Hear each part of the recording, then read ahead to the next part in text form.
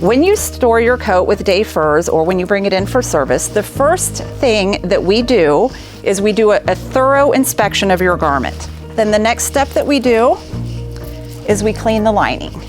The next step is to actually clean and glaze the fur itself. We always start off with our sawdust.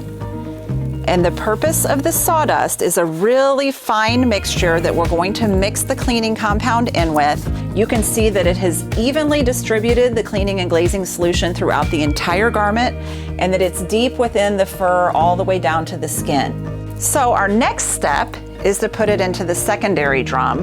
The point of the secondary drum is that it will now allow it to spin and get all of the remaining sawdust out of the fur portions of the garment. We're gonna do one final thing to ensure that there's no remnants of sawdust left anywhere.